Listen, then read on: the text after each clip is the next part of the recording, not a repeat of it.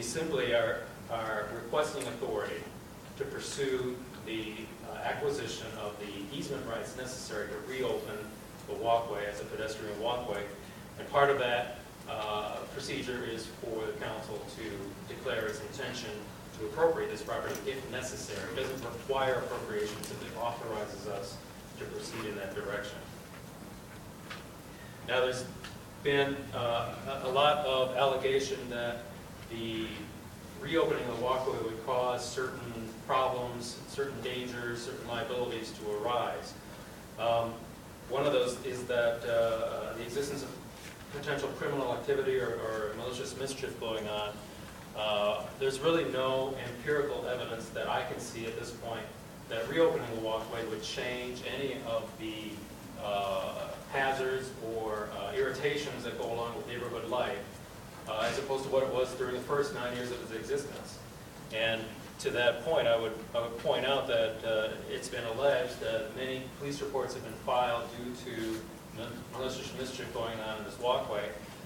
The actual statistics show that in the 9 years that the abutting property owners lived there, there were 5 reports made.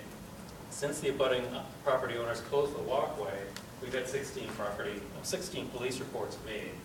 So it doesn't appear to me that whether the walkway is open or closed makes a great deal of difference with respect to how much malicious mischief there is there. Another thing that you've been told about is the idea that the abutting property owners are required to back into the walkway in order to back out of their garage.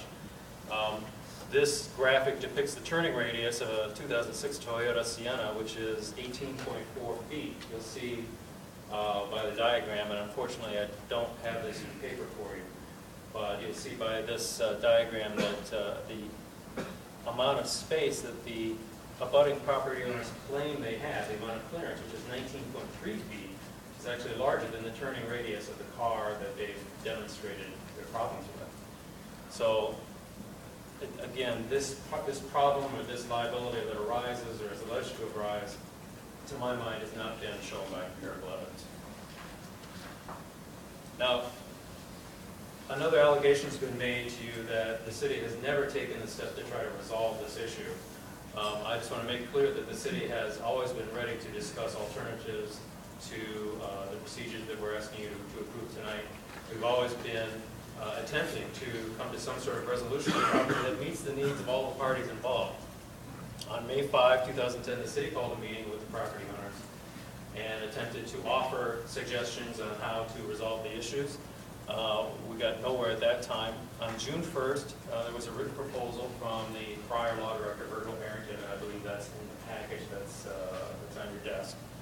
Again, offering to acquire an easement or to acquire the parcel in fee, which I don't want to get into a big legal discussion here, but if we acquired the parcel in fee, that would alleviate a lot of the liability concerns that have been raised. On September 3rd, 2010, we made a second written proposal to the abutting property owners, again specifying suggestions that would alleviate the problems that have been alleged at the premises. Again, that letter is also in the package that was delivered to you tonight. On April 15, 2011, we made another call to the attorney for the abutting property owners, and again, we're told that the abutting properties are not interested in negotiating this issue.